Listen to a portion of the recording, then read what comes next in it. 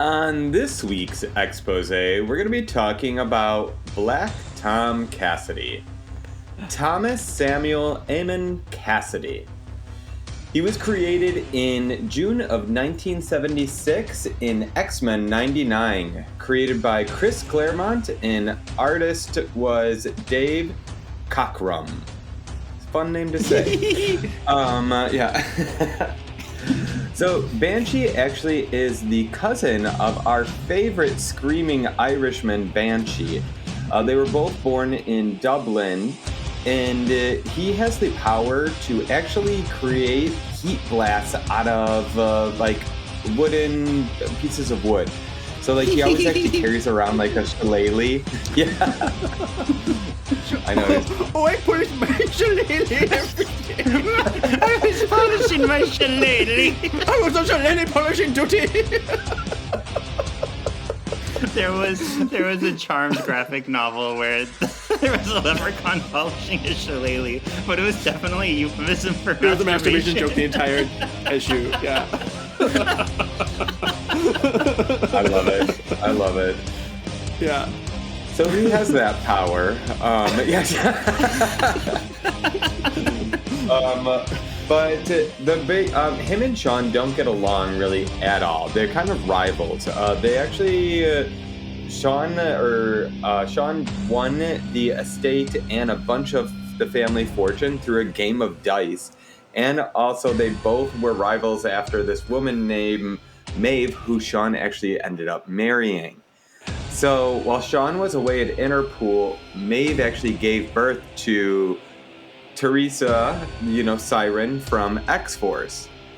Sean, then Maeve actually died in an IRA bombing, and no one contacted Sean at all about Teresa. So Tom actually ended up taking care of her.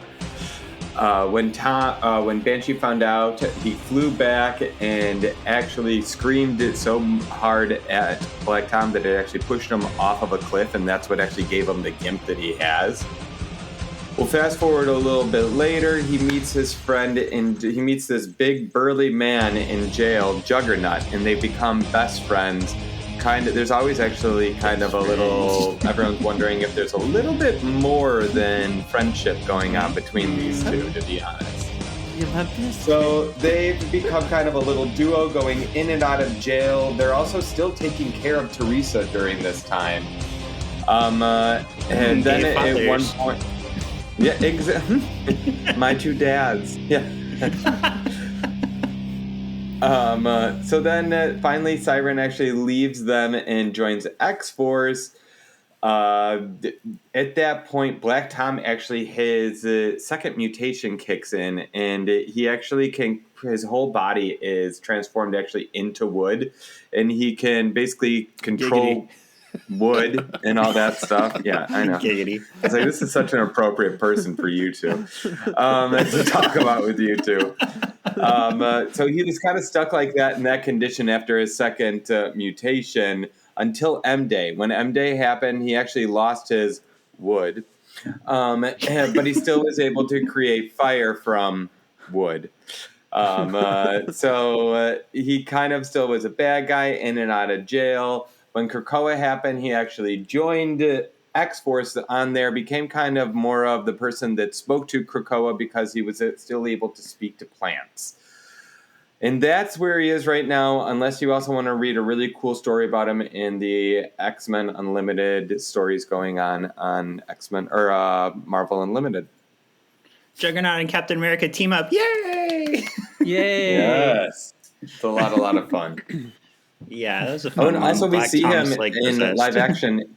Yeah, we see him in live action actually in Deadpool 2. But he's not even black. Why is he called that? Sean, that's very inconsiderate of you. Black Irish, duh. No. I know. I was mirroring Deadpool. He kept saying, you're not even black. That was the joke. That was the joke in the movie, yeah. I know. I was being silly, too. Welcome to Bayville, my new home. It's time you remember why they call me Storm. Look at me, I'm fat. Do I look that bad to you?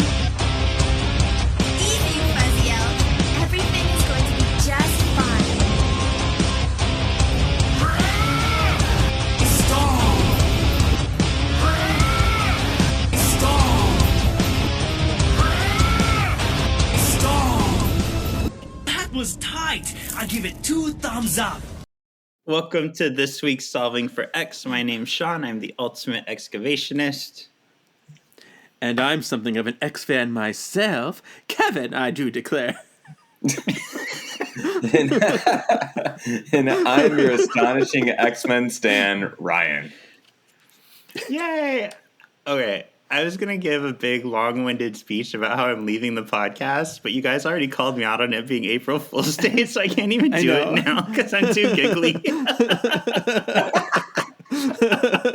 I was going to be like, you guys can go on without me. It's okay. But I can't do it. Yeah. You guys would have called me out on it right Big away. announcement. Big announcement. Fuck you. I thought it would look all official if it was in the notes.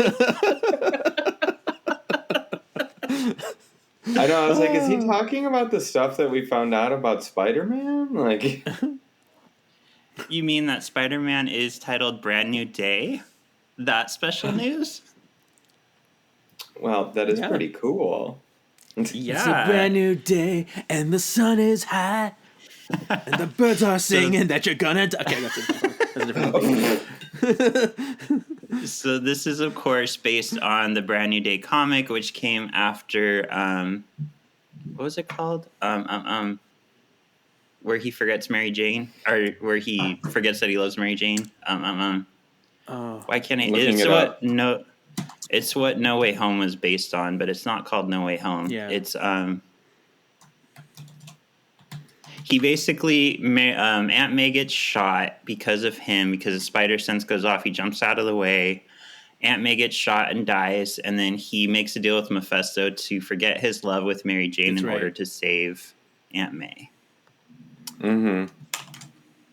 Is it one more day? It's one more day. One tame whore. Okay. Oh my god. The theater person in me is coming out. All these names, all these titles. Why do you have people inside you?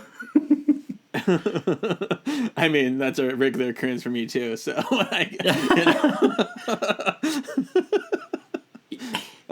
Yeah, it's one more day. Yeah, it is. I was So- like, I'm just reading it right now. So Brand New Day followed one more day. It was kind of like a restart for Spider-Man. They wanted to cut his ties with MJ and get him dating again. So some people are kind of like, well, this was a very divisive time for Spider-Man, but I trust in Marvel. I think they'll do a good job.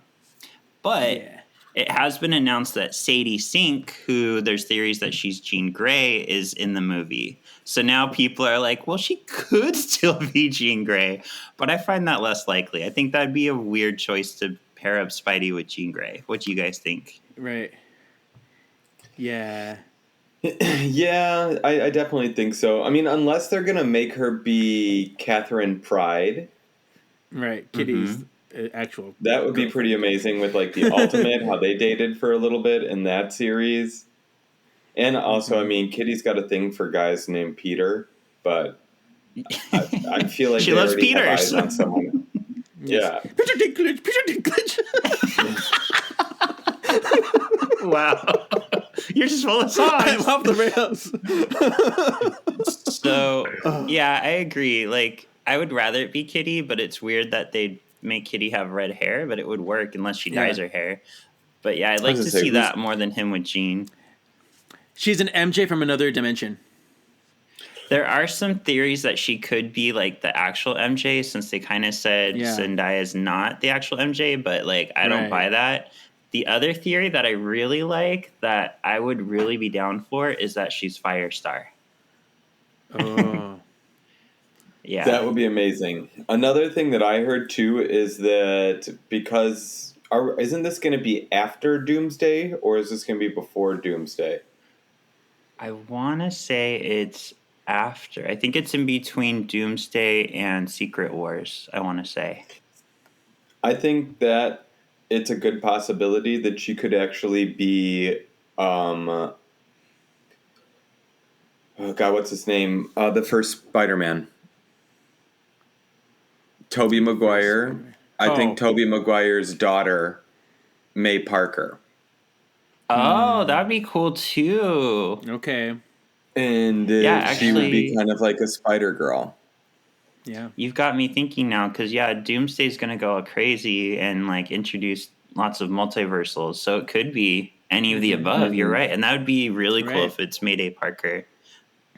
Yeah, I would love that. Actually, Ooh. I was gonna tell you guys, I started reading the original Spider-Girl series that started in '99, where it introduces Mayday as Spider-Girl. And there's this really random part where it talks about like past heroes. And one of the heroes it talked about was the daughter of Wolverine and Elektra, of all people. Oh. That has to Yeah, be one badass girl. I took a screenshot. Oh, wrong one. I took a screenshot. I was like, what was that?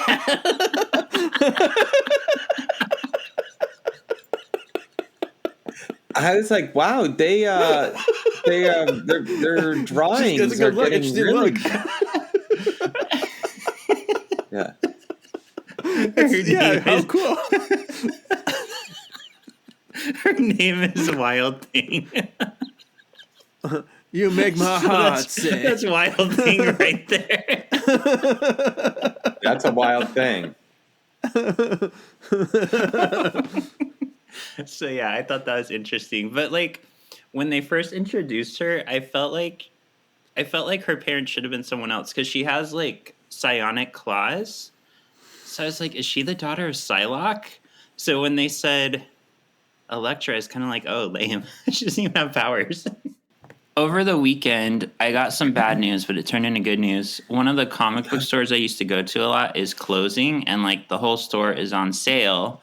So I found this book. It was half off, but when they went to ring me up, I felt like something was off. And when I checked my receipt, I got this 50% book for 100% because it didn't ring in the system. Oh my I was like, gosh. wait, I only paid $16 for all of that. I was like, the comics alone were $10, but yeah, I got this for free. What this book they beeped is, it in. I It's didn't like, know never about it. Yeah, they probably didn't even care. They probably like, whatever, we're closing. Yeah. Exactly. Yeah. So I didn't know about these books, so I know I'm behind the curve here, but this is School of X, The Phoenix Chase, and these like take place in the future. This is Kid Omega, and he is teaming up with like the remaining students from the school to find a rare phoenix egg. And like he turns to Cyclops for help. The Starjammers are in here. Havoc is in here. It sounds pretty freaking cool. So That naturally, sounds great. I like ordered all the books off of the internet when I got home. There's even like there's a School of X anthology that's all just stories of the futuristic school. And then there's also the Siege of X-41, which features Anil, it looks like, and some other characters. But the one that, of course, is out of print and the hardest one to get it's called Sound of Light, featuring Dazzler. A Dazzler. Oh my gosh, Yeah. that does sound awesome. But then Ryan has the first series, the Xavier's Institute books, which is there 3 of them? Yeah, I have the first team, Liberty and Justice for All, and then I don't have that's actually all I have. Okay. Yeah, the other one is Triptych, and it looks like it features Phantom X. Yes. I'm not gonna lie, I never was a huge Phantom X fan, so I think that maybe I just was like, I'm good on that one. Yeah. Yeah, he's kind of weird. But yeah, so we'll definitely, once we read those, we'll talk about them more on the show in the fuchsia. How fun. Fuchsia. When you guys are the hosts and I'm gone because I'm leaving. This is real. April Fools. Ha ha ha. Got you. All right. Let's go. Move on. I know. I was talking earlier. I'm like, we can't trust anything on the internet. Kevin's right. Nothing on the internet is true today. Right. All right, so let's talk about our last week's question. And we actually got a comment saying this wasn't even fair. Apparently, we were assholes for putting them against each other. So we asked the question, who would win in a fight, Morph or Mystique? Actually, it kind of leveled out a little. It was ridiculous for a while, but now it got to Really? 75% said Mystique, 25% said Morph. Okay. Yeah. And I think it's for what we said. Like, Morph does have a really crazy power set that I think would at least rival Mystique, if not better her physically. But she's just so damn cunning and so ruthless. Like, that's what would give her the edge, I think. Yeah. All right, so today's episode, this is the stuff of heroes. This has Kevin's favorite line in it. He actually just got done touching himself. This aired September 21st, 2002, written by Bob Forward and Greg Johnson, directed by Kurt Gedda. We've never had Kurt Gedda in here before. Wow. Get it! Gedda! Related to David. Yes!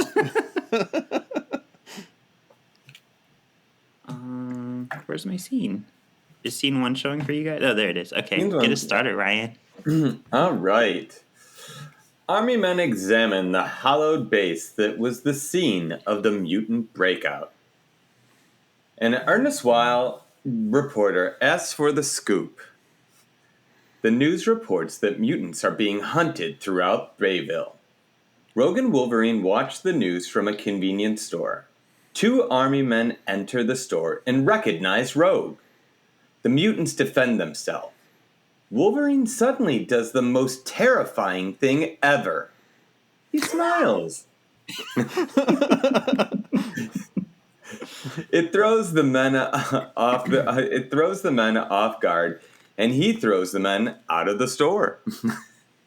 Bye! I gotta say, those. Go ahead, Kev. I was gonna say those headshots they had of them on the news. Those were glamour shots. Those are like beautiful. Yeah. this is like they're casting headshots for. and then Rogue's like, look at me, I look fat. I'm like, I recognize that quote. Yep. I look fat. I look fat. They're gonna call me Jubilee.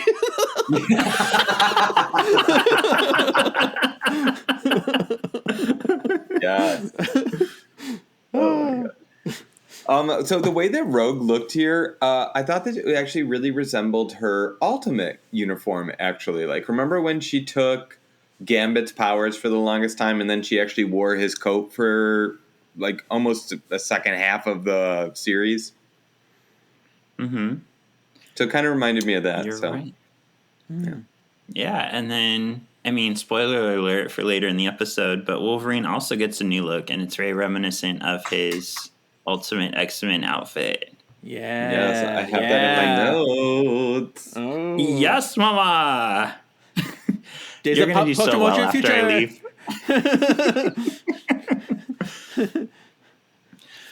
All right. The fire sprinklers activate. The army men regroup and start sweeping the store.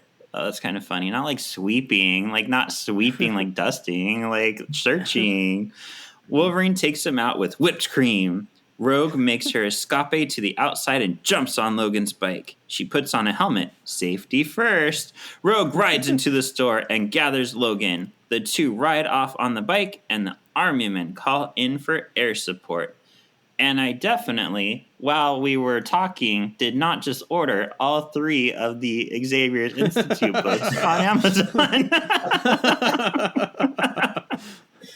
You'll have to let me know how the other one is. Yes, mama, yes.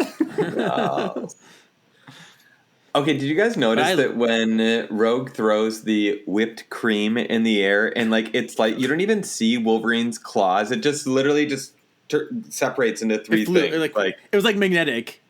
Yes. Yeah. It was super He's weird. that fast. And the same thing too, because he sliced like soda, and that made like the steam. Like this, I don't think that's how that works. No. Just really quick, he also put Mentos in them before. Oh, okay, there you go. The fresh maker. The fresh maker.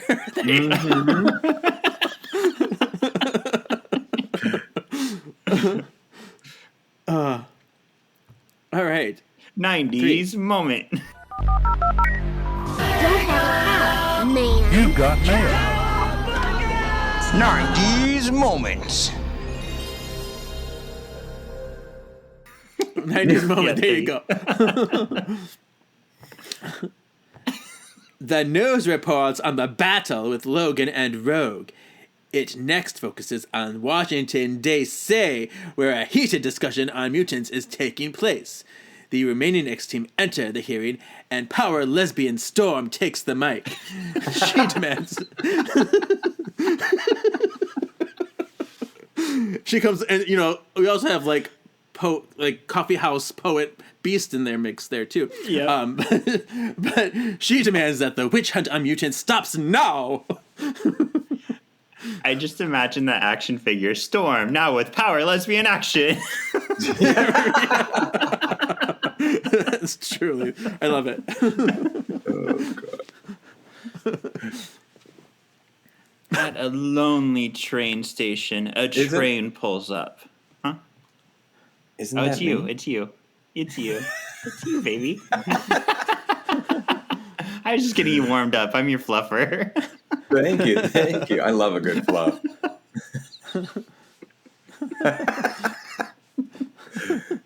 The conductor shows the policeman that the Juggernaut has hopped aboard the train.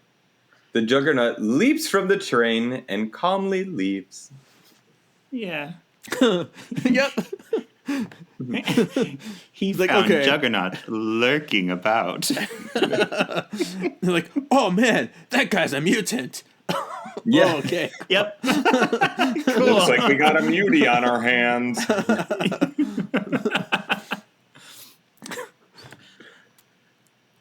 Scott and Jean are hiding in a cave. Well, further in the cave, Spike is trying to get a TV to work. Jean gets frustrated with Scott for losing hope. Jean promises they will find the professor. Just then, Nightcrawler ports over. He has gotten a mini TV to work. They tune in for the hearings. Iceman freezes Kitty and she phases out of the ice, creating an intricate TV stand. Iceman makes an ice wall for the mini TV to project on. They watch as the hearing accuses them of preparse for war. It was all super This cool. was- That whole Iceman stuff, right? Yeah. Yes. I loved I was it. so confused. Like, why is Kitty getting frozen? Like, why is she okay with this? And then when she phased out, I was like, oh, bitch. Like, that's good. Right? Yes. Yeah. But I Like, they're didn't so have- inventive. I didn't know that ice made televisions louder. You Like didn't know as soon that? as he was like done making the ice TV, like it was like the sound projected so much better. I was like, oh, okay, all right. Oh, yeah, Bobby's we don't got even video. use the volume anymore. I just put ice cubes under the TV. It works wonders. Oh, yeah. Okay, MJ, who was on last week, fuck you and your little comment to me a while ago about Sean. Would you open your eyes when you face? Kitty's fucking eyes were definitely open when she faced through Spike and Nightcrawler. This bitch is into dirty stuff. She likes to be inside people and she likes to look at them when she does it. She is a dirty girl. I'm done. I'm done with you, Kitty. She likes to look into your eyes when she goes through you. Yeah. No, she likes to look at your lungs and your heart and like see how they're all working. She's going to be a doctor. Don't you know? A doctor. Yeah. Oh, So there. okay. So there. Cool. So, meanwhile, Rogue and Logan continue to evade the army air support. And it's, badass motorcycle Rogue over here. And Logan doesn't duck. He just goes to duck. He's like, huh? He does not duck. Yeah. And It was he very is hit light. by a tree branch. I know. It's like, what? It's like, okay, you are the joke, Wolverine. Any other character but Logan. Like, he's been through so much shit. He's been in the army. Like, when somebody says duck, he's not like, huh? I know. And, like, he would have been able to sense that, too. Like, I don't know. Yeah. So, he demands to take over the driving duties after he's knocked off on his ass. He's like, I'm going to drive now. But Rogue does not comply. She's like, nope, let's go. And they continue their escape, and he just grabs on the back. He's like, okay, fine. Yeah. He's not the coolest character in this episode. No. No, I even have in here. I'm like, in here, it's like he loses his teacherness and becomes more of like a badass from like the comics, to be honest. In like this that's a episode good way to a little put bit. it. Yeah.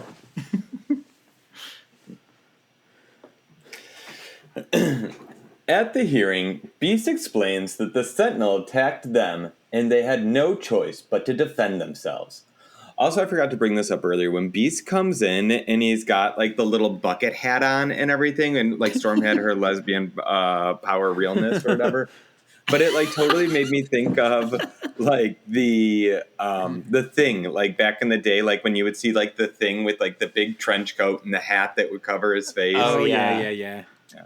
Very reminiscent. Yeah, that's a good point. The X-Men are accused of building the Sentinels themselves and losing control of it. Just then, in the cave, Rogue and Wolverine ride up. They tell the other X-Team that they're being chased by the military. Just then, the copters find the cave. Nice going, Rogue. The army prepares to attack the X-Team. Cyclops orders Iceman to form an ice wall. Cyclops defies Logan and tells him that they need to do better and show that they aren't dangerous. Scott orders them to Rogue. Logan gets mad and bounces. Yeah. I have thoughts on We're this, heroes, but I'll not save it. thugs. You have thoughts on heroes, what? not thugs. I have thoughts on this, but I'm going to save it. Okay. Yeah. But I love will that line share. though, too. Rogue is so dumb. Like, why did she ride right up to the cave? They weren't that far behind her. Like, Yeah. over here, you guys. Oh shit, they found us. Yeah. She's like, well, they won't take it won't take them long to find this place. Oh, they found it. Oh, there they are. Oh, jeez. The X-Team race out of the cave to take on the army copters head on. Spike shoots down a spray of missiles aimed at them. Jean blocks another wave of missiles with a psi shield. Nightcrawler and Kitty port up to a copter, and Kitty phases through to take out the weapon systems. As the X-Team board a copter, Jean uses her powers to land the army copters and bend their rotors to make them unable to fly. The team escape in their X-copter. At first, I put X-Jet, and then I went back and changed it, because it looks like a jet, but then it has the random, like, rotors on the top. It was a weird design. Yeah. Yeah. I thought it was funny though. I loved like Kitty and Nightcrawler like in the copter. He's like, "This is your weapon system. Bye." Yeah. I'm Nightcrawler. Auf Wiedersehen. Yeah. This is Shadowcat. Yes. Elsewhere, a Channel 22 news van is following Juggernaut. They swerve just in time to avoid a police car being thrown at them. Gasp! The police on the scene call in the army for assistance. She's like, how do we know mutants are involved? I guess we know mutants are involved. I guess they are. Oops. Yeah. Speaking of, since we haven't actually talked about it on our show yet, but I'm sure X fans already know, should we talk real quick about the mutants that were announced for Doomsday? Yeah. Yeah. All right. So we got, help me out here, we got Patrick Stewart Xavier, we've got Sir Ian McKellen, Magneto, Alan Cumming, Nightcrawler, and that's it. Nobody else. If only someone could. Was there anyone else that could like shapeshift? Did you say Mystique? Oh yeah, Rebecca Romaine as Mystique. forgot Yeah, her, I can't believe I duh. forgot that one. Yeah. Yep, that's it. Just those ones. No. Okay, so on to scene 10. No. Like, No. My man.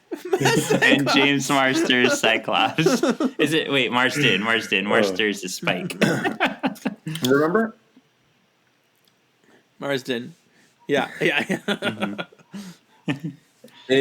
Weren't we talking about that there was supposed to be like leaks that there was going to be a mutant in the Fantastic Four movie too, and people were stating that it was going to be James Marsden, and I bet that was like just kind of all a lie, and he's just going to be in Doomsday, unless the X-Men are coming from the Fantastic Four's universe.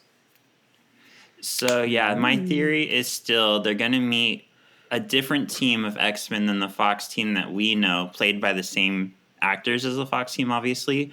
But I think they are going to set up a multiversal Avengers team, which will have the X-Men on it, which will have different Spider-Man actors on it, which will have like different characters. Oh, we didn't say Kelsey Grammer as Beast. He's in it too, right? Beast. Yeah. I was gonna say. Yeah. And he So, was. yeah, already I in think the it's going to be a Marvels, mega so- team. Yeah. And apparently, So he wasn't a big surprise. Halle Berry is apparently finalizing her contract, so her name should be added soon. Do you think they promised her a big scene in Africa? I swear to Right. God, you know that's what I was thinking of at first. That's exactly, I was like, they better not fucking tell her that she's got her Africa scene. Like, You know what I just realized is Monica Rambeau, is she in the Fantastic Four world? Is she with the Fantastic Four Right. Beast? Right. Hmm. You know. Interesting. A whole So much chain like, reaction I'm so thing. excited. All right. But we're not here to talk about Marvel. We're here to talk about X-Men who are in Marvel. Is it Ryana who's up? I think it's me. Yeah, Back in Mama. DC. Back in DC, the chairman accuses the mutants of causing a wake of destruction. He calls all mutants atrocities. Someone whispers in the chairman's ear. He orders the news to be put on in the room. They see Juggernaut wreaking havoc. He's preparing to destroy a damn dam. I love that. On the X-Copter, Cyclops sees the report and makes an angry face. Yeah, his lip twists. Yeah. My damn spell autocorrect thing like changed it from havoc to like HAVOC. I was like, oh no, girl, not on this podcast. It is HAVOK. Yep. Yes. I added a pop culture moment because this is very X-Men 2000. Tempo was here again because when Juggernaut is like, well, it starts off in daytime when the X-Men are flying the copter. Then Juggernaut gets to the dam at night. And then it goes back to Scott and it's daytime. And then it goes back to Juggernaut and it's nighttime. I was like, what is going on here? Pop culture moment.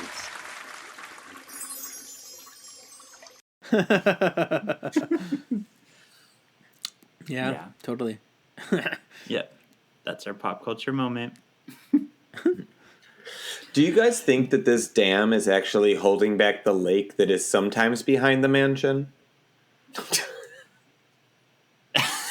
It could be. Unless you think it's Alkali Lake. I know. Yeah. They got to Canada fast. No, That's true. Well, that's why it was night and day and night, because we were in different time zones. Night and day. Oh my god. Anyway, back at the dam, Juggernaut continues to be a little bitch. He climbs to the top of the dam as below families start to evacuate.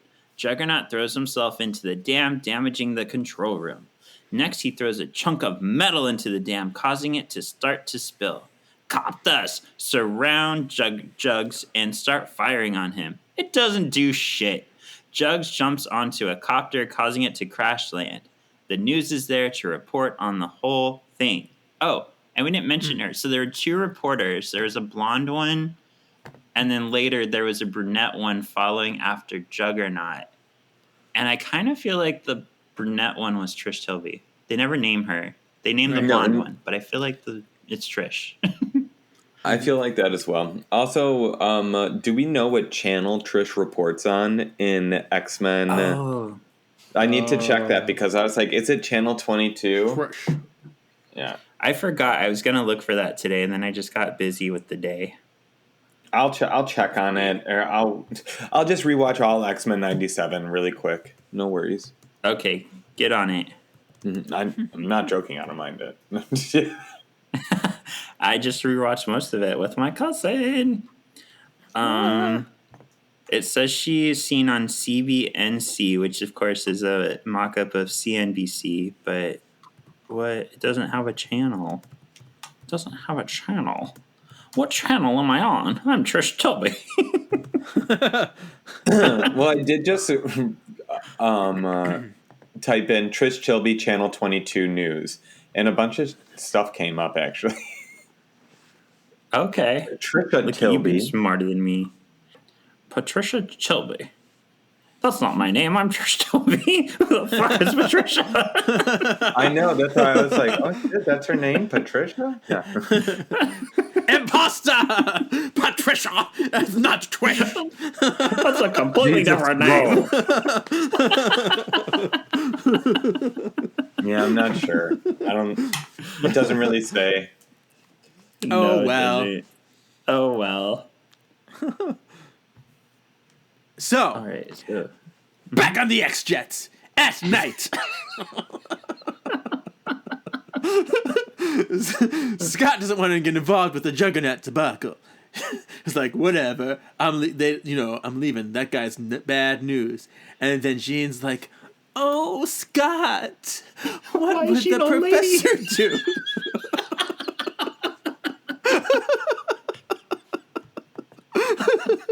I don't know. She's like, what would the professor do? And then Scott's like, oh my gosh, you're right. What would the professor do? He wants us to go save those people and take down the Juggernaut for the moment. So I'm going to turn this copter around, bitch. Thanks, Gene. You're so wise. Yes. Thanks, Sadie Sink. It's confirmed. I'm really hoping for Mayday now. That'd be really freaking cool. I would love that. I mean, it would be the best. It really would. And I've been the one that's always been like, I want Sadie as Jean. I want Sadie as Jean. But now when I heard that, I'm like, oh, wait, never mind. I kind of like her as Firestar or that. Yeah. It did mention her character has a mysterious past. So I think that would fit more so with Mayday the most. It may work with Jean if she's hiding the fact that she's like a mutant and she like witnessed her best friend's death. It doesn't really work as much for Firestar though. So I don't know. I don't know. Maybe in the MCU, Firestar actually burns that chick alive that always made what call her like Angelica the Jinx or whatever. Okay, that's fair. Yeah. I also read that they're looking for a male actor in their 30s to 50s and a female actor in their 30s to 50s that are thought to be the villains. And they specifically, I forget the exact wording, but for the male, they said they need someone who's authoritative, that doesn't take any crap, who sees the world in black and white. So the fact that they said black and white, people are like, it's Mr. Negative! It's Mr. Negative! I don't know. That also kind of sounds very Keep it normal. positive. Yeah. What was that, Ray? I mean, I don't know. Those attributes sound very Norman to me. That's true. Could be Norman. Yeah. Touche. Touche. But now I'm trying to think. I was like, are they going to give us Silver Sable? Because they better make Felicia that's his true. age. Yeah. Yeah. Well, come to think of it, now that, Brand New Day, I think was more so around the time Mr. Negative was in the comics a lot. That might have even been when he was introduced. So I wonder if it would be him. But yeah, Norman would be a good contender too. But also, Silver Sable could connect to Mr. Negative as well, too, just being like very mob-like. Yeah, that's true. I'd be happy with any of the above. Same. As long as they have a Nightcrawler have sex with Silver Sable in the movie. It's a must.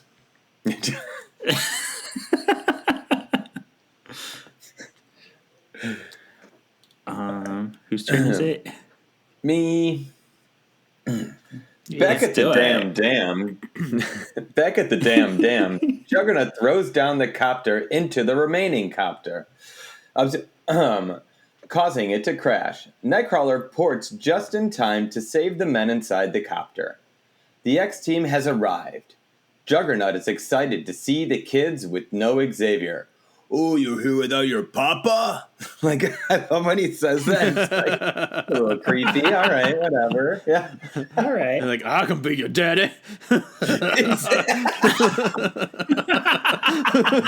Nothing stops the Jugger Daddy. Right. But you know what? I said it again. I'll say it again. There's something about the way he's drawn in this that's kind of sexy to me because it's more like a onesie than like, I don't know. I love a man in a onesie. And this guy, he's wearing a onesie with the helmet. Yeah. Also, we'll get to there, but I love his helmet structure too. Like just how he puts it on and locks it. We'll just talk about that when we get to that part. Yeah. Okay. Yeah.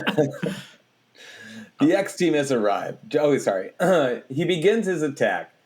Jean physically lifts him off the ground. Cyclops blasts him onto Iceman Ice Slide, and Jug slides off the edge of the dam. He narrowly catches the edge and pulls himself up. He runs at the X-Team to find that they are gone. What? Yeah. But this planning, this teamwork, I love it. It's so cool and clever. Yeah, it really is. And fun. It's fun, too. It's fun to watch. Yeah. No, it I is. love watching Kitty. She's like just looking at sitting on Juggernaut. She's like, dee, like, it's so fun. Sliding down. I like.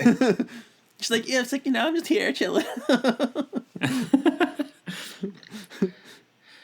Speaking of, Spike attacks Juggernaut from a pylon. Jugs jumps on it and Spike cuts it from the wall. Iceman uses ice again to make Juggernaut slip off the wall. Kitty lands on Jugs and phases him into the wall, trapping him. Cyclops orders Jean to fix the damn dam. She struggles to curve the flow of water as Iceman creates an ice barrier. Down below, Nightcrawler ports around Jugs and unlocks his helmet. Jugs catches Crawler and throws him at Jean. Yeah. The way that his helmet is just little latches makes me like giggle so much. I know. Like the other it's one like was a toy. bolted into his, and this is just like click, click, Yep. click. It looks like Tupperware, like how you would click to close a Tupperware. Like, you know what I mean? Yeah. I'm sure this Juggernaut also has like Velcro shoes. Yes. So I wouldn't say this is enough to be a pop culture moment, but this scene very much gave me X2 with Jean struggling to like hold the water back in the dam. Oh. Yeah. I'd give it to you, definitely. All right, pop culture moment. Let's do it. Fuck.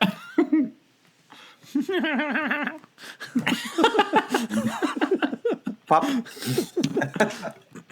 Oh, I popped. Yeah. All right. Juggernaut gets free and continues his assault on the X-Team. He tells Cyclops to give it his best shot, so Cyclops complies. He blasts off Juggernaut's helmet. Juggernaut tells Cyclops he is raw power. What? Go ahead, sorry. Is that on me? I'm just excited. Oh. No, I don't know. I'm just good. You're good. I'm just excited. Oh wait, no, this is you. This is you. I just Yes, I read thought. one. I'm like, I think it's What supposed to am be I me. doing? I thought this was my scene. You get your scene.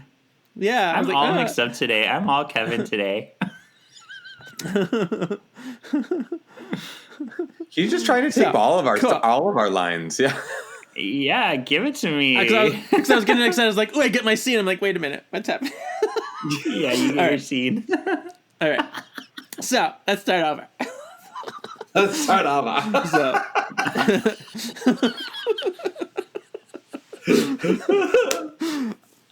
All right, Juggernaut gets free and continues his assault on the X team. He tells Cyclops to give it his best shot, so Cyclops complies. He's like, "Okay, Daddy Jugs, you want a tough guy? You want a raw tough guy? Then take it raw." So I got that right. Raw power. He's excited about the word raw and takes up his protection and gives up to Juggernaut raw. Who's daddy now? Ryan's face right now. Is it a lie? What? Is it a lie? I spoiled this last episode. I just could not contain it. You did. So Cyclops' raw blast is powerful. It becomes too much, even for Scott. I'm getting so drained. I'm getting dizzy. I can't stop coming. Whoa, what are you talking about? Whoa. And this is why my cousins can't and listen then- to our podcast. Yeah. So, but then Juggernaut takes hold of Cyclops' face. All right.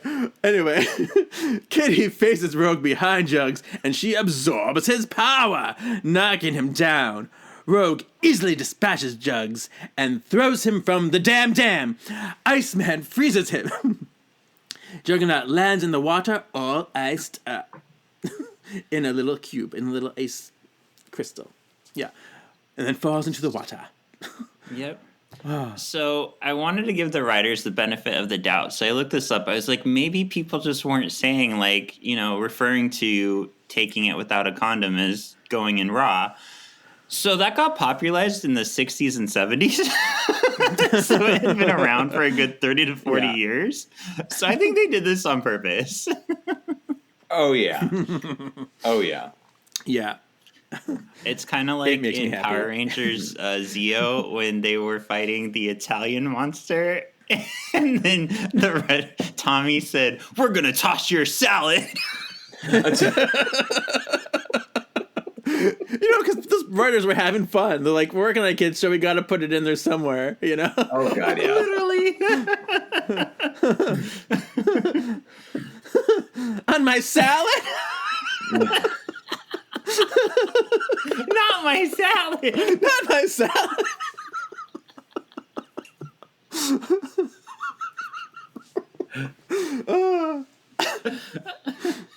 Do you know what is the Speaking TV of show tossing that says salads, see you Ryan. next? No. What? What was that? Oh, I said, speaking of tossing salads, Ryan. What I do on my personal time is my business, all right? No. Okay. What were you saying? I was going to say, do you know what TV show actually says see you next Tuesday the most in it? No, what? SpongeBob. Oh, wow. Yeah. Oh, geez. Yeah. That's funny. These shows are so naughty. I know. What's it called? They gotta make it entertaining for the adults as well, I guess. You know what Yeah. I just realized? Can you imagine, how kids play their TV shows? What if you heard your son running around yelling, "I'm going to give it to you raw"? Right? It's like, that's with their action figures. It's like you're I'm sorry, making what their did you peanut butter say? and jelly sandwich, and then I don't know, they're like, I'm gonna give it to you right. I'd be like, you're gonna what? Yeah. Yeah. You're So making who? dinner one night and your kid's like, "I'm going to toss your salad." You're like, "Oh." Yeah.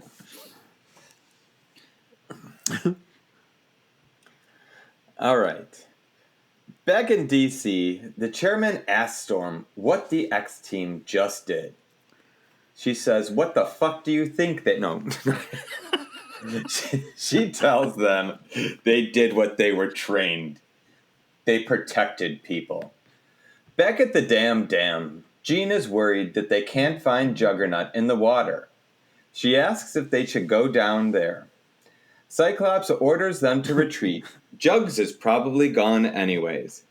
Rogues is weak from absorbing Jugs' mind, but she reveals she knows where the professor is. What? I know. Yeah. So Juggernaut knows. So I know. And for me, I got this whole Piper Halliwell moment. She's like, I know where evil dwells, when she was a Fury. And so I'm like, ooh, yes.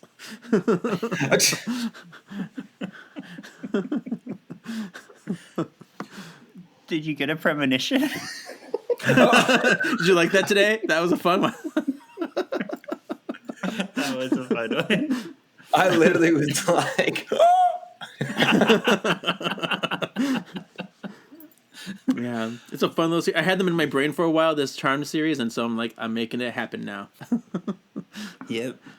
So check those out on Kevin's Instagram. It's everywhere. And Facebook? Instagram, they're on there. Yeah, Okay. and Facebook and TikTok, KGZ87. So, yeah. Yeah. he's a funny The one. professor is... It's a funny one. The professor is revealed to be in suspended animation in a vat of lime Powerade. The X-Team find him in the prison that Juggernaut was being held in. With the help of a prison facility guard, they free the professor. Wolverine makes his appearance and congratulates Scott. This scene was super fucking random to me. These X-Men are like super hunted right now, and they're like, hey, security guard, can you lead us to the prisoner and help us free him? Oh, cool. Yeah, I can do that. And then suddenly, like, Wolverine's just there too. Like, where the fuck is he been? Did they like stop by In and Out and like pick him up in the X-Copter and bring him with them? How did he get there? Also, I want to I'm know thinking, who though- Wolverine's tailor is. Yeah, Yes. right? But this is after the Juggernaut battle, which means people have already started to be on their side. They might have already talked to the president and might have gotten some kind of deal going. So that's my... True. I'll give it rationale. that. I'll give it that. Yeah. I'm just like, how did nobody in this prison notice? Like, oh shit, that's not Juggernaut. Yeah. Right, I know. Yeah. Wait, is he like the Hulk? Does he shrink at one point? Yeah.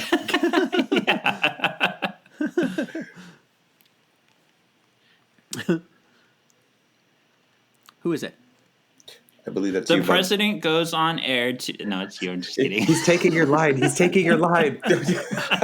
See, gasp. I was just talking about this. So the president goes on air like Trish Talbot to announce the X-Men are exonerated of all crimes and the mutants are people too. My fellow Americans. He reveals that Bolivar Trask was really behind the Sentinel project and that Trask is locked up. The professor and his students stand among the wreckage of their home, wondering what to do next, ? A pensive Magneto sits alone with Quicksilver, watching as mutants are announced to be treated as equals. I am still working on this mutant project, this mutant thing that I'm feeling. I love that when they're closing the cell on Bolivar Trask, he's like got his hands crossed, his leg up on the thing. Like you're like, oh wow, he's a badass. He doesn't care. He's getting locked up. Yeah. Yeah. Better watch out, you bad boys. Darkwing Duck. Let's get into this. Oh my god.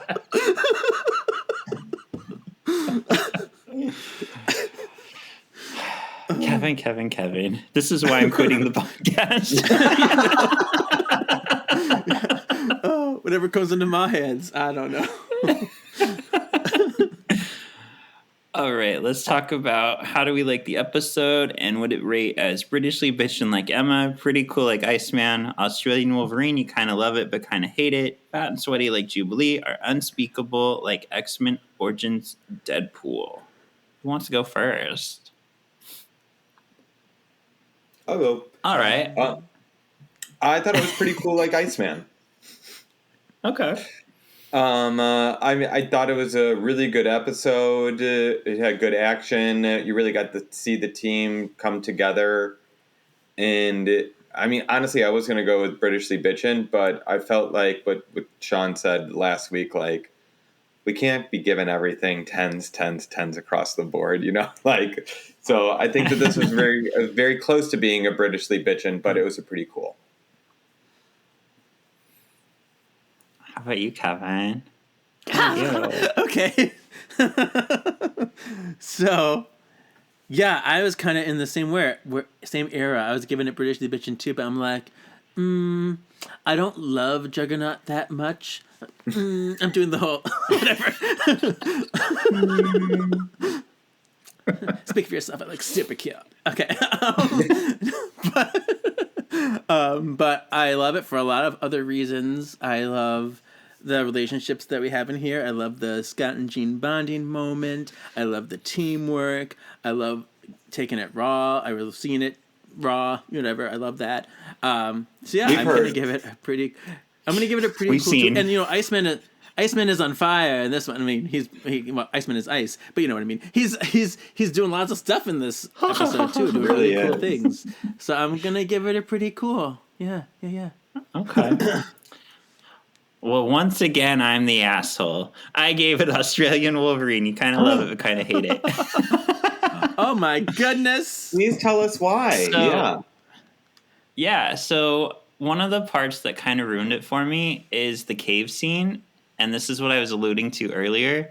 It didn't make sense to me how Wolverine was like, let's go attack them. And Scott was like, no, we have to be better.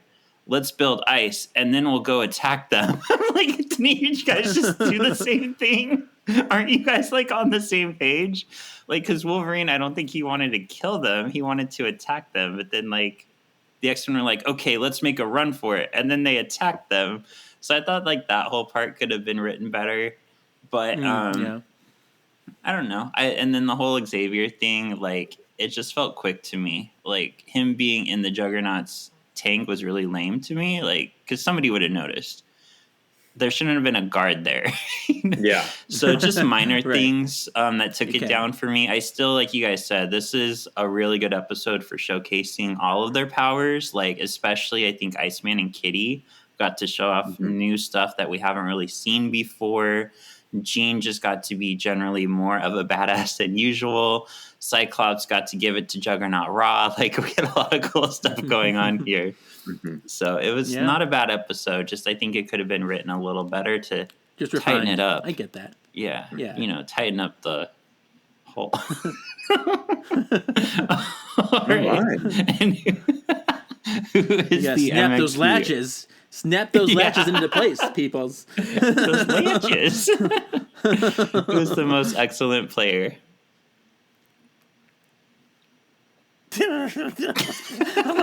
Anyone, Kevin? Anyone come to mind for you? It's Cyclops. I can't. It's Scott again. I liked his stance, even though you told me it didn't make sense. I still that his speech, his drive, his direction was very much a Scott being a wonderful, profound leader. I love that. And he's always willing to make the right decision. And he's doing awesome things. Yeah, I agree. Yeah. He was really cool in this episode. But he's not mine. He's not my MXP. That's fine. I'm going to give it to someone who's more better than Cyclops. I'm going to give it to Iceman because he was so cool in this episode. He got to make ice stuff, and he did ice stuff, and he made the TV bigger and louder, which just makes sense. Ice can do that. And he got to like do cool stuff with his power when they were fighting Juggernaut. He got to freeze his friend. Oh. Yeah, he got to freeze Kitty because she's a bitch. Yeah, he freezed her whole. She asked for it, though. She's like, baby, do your She's stuff. like, put your ice on me. Freeze me. Yeah. Freeze me good. Yeah. Freeze me, bitch.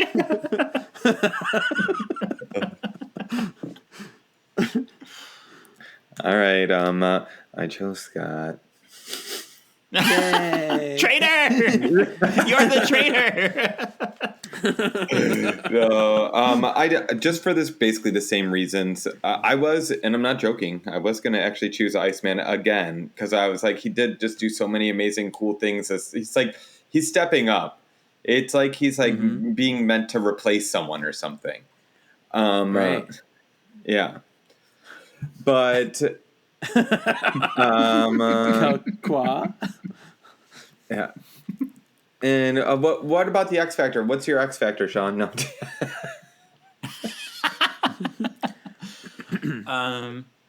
My X Factor would be, I know what you did there, by the way. You did a bait and switch. But X Factor, look over there, is just the cool way that they kind of develop their powers. Because I feel like with X-Men being around for over 60 years now, like they're constantly finding new. I was just talking about this with my cousin Josh, actually, when he was here last week.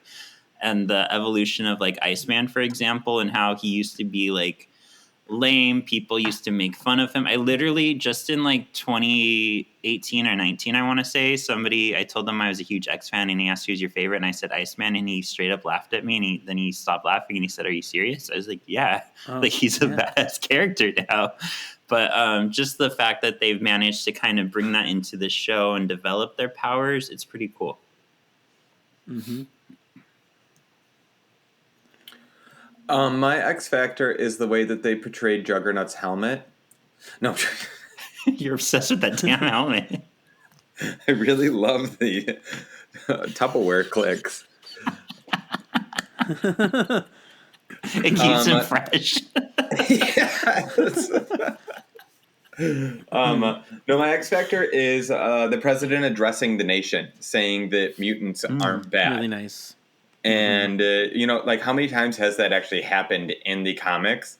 And then 2 months later, they're like, you know what, actually, let's restart the Sentinel program. Yeah. And that's pretty much what he said. He's like, right now I like them, but I'm still like trying to debate what I'm feeling. So Well, and it's kind of nice to see a president that can address the nation without sounding like a complete fucking moron. So yeah, I could see how that would be a thing. Yeah.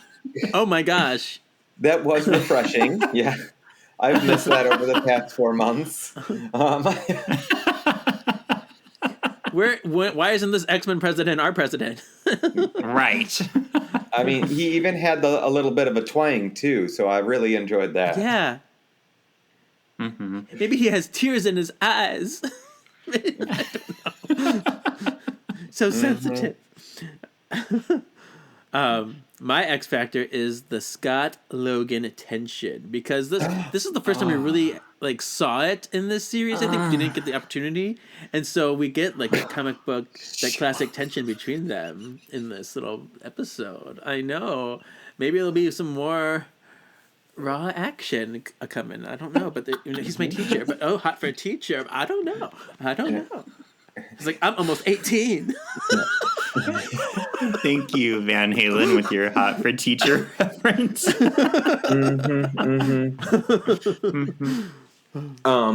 So there. And if you want to catch more of the raw action between Scott and Logan, please check out Two Mutant to Handle, available on all streaming His one true love platforms. Yes, they're meant for each other.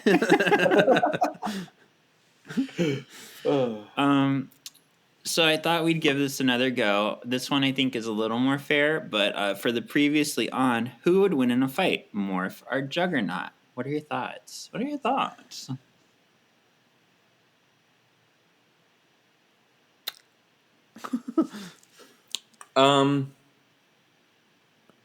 gonna go with,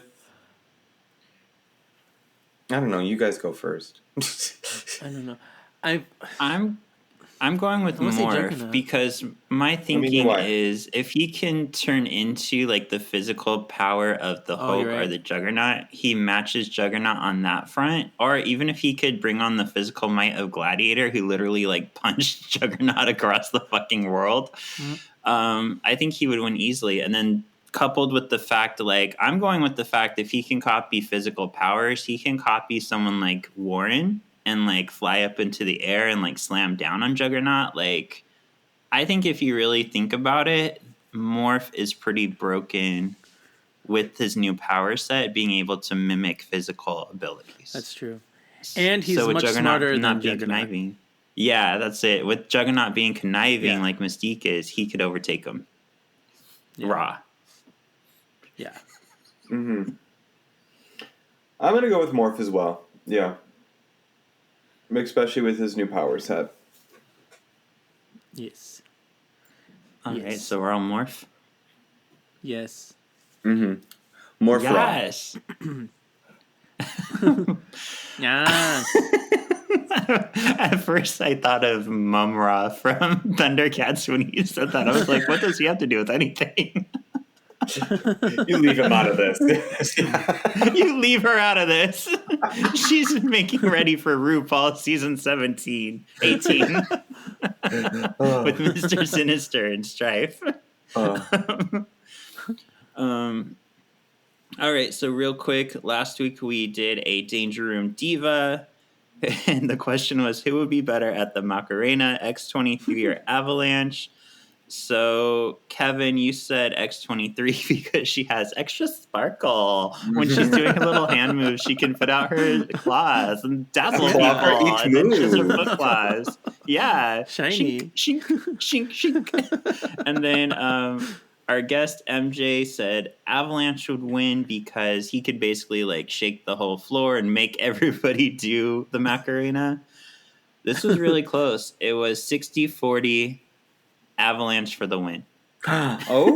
Oh. Yeah, I it's a think good argument. It's the earthquake and it's the earth shaking. Yeah, that made a little more sense to me too. Plus, Yeah. like, X23 doesn't seem like the dancing type. She's more of like So the I don't- breeder in the corner. Yeah. Yeah. But I just want to congratulate our little show because our Danger Room Divas have been getting typically over 500 views each. So congrats to us for our little game and for how it's been going. Yay. Nice. And I added some more stupid scenario.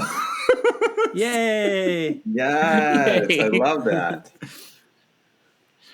All right, cool. So that is our show today. Next week we'll be back with mainstream.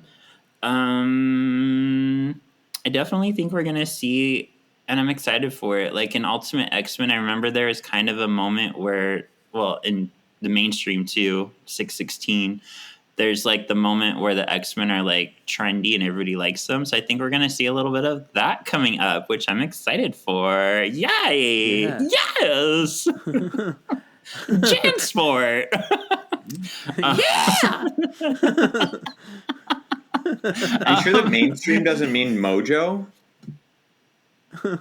It doesn't. That's stupid. It could. I don't know. I haven't watched this fucking season. I don't know. I never even made it through season 1. I don't know. I'm not gonna lie, I didn't think that Sexy until Xyz, you can- I'm sorry, go ahead. Until what? You I didn't think that what? until you did like a little bit of like a high pitched mojo voice that you do. So I was like, oh, maybe it could be mainstream mojo. Who knows? True. Is anybody in the Well, Sexy- mainstream? Another song. I think we made it to 7 songs by Kevin. That's Rent. All available on iTunes, guys. Yeah.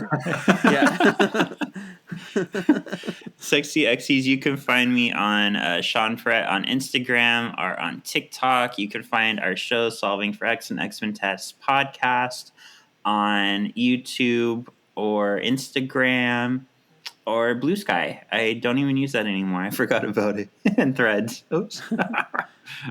Yeah. How about you, Ryan? And You guys can find me on Instagram at RYEORIO or find me in the Solving for X comments. And you can find me at KJEEZY87 on Instagram. And Words of the Witches. I'm on that podcast too. Ta-da. Yay! Yeah. That's our show. Thank you for listening, and we'll see you next week with more X-Men Evolution. Yay! Because Rah! Mum-rah. A few episode was brought to you by Raw. Raw. Raw dogging it.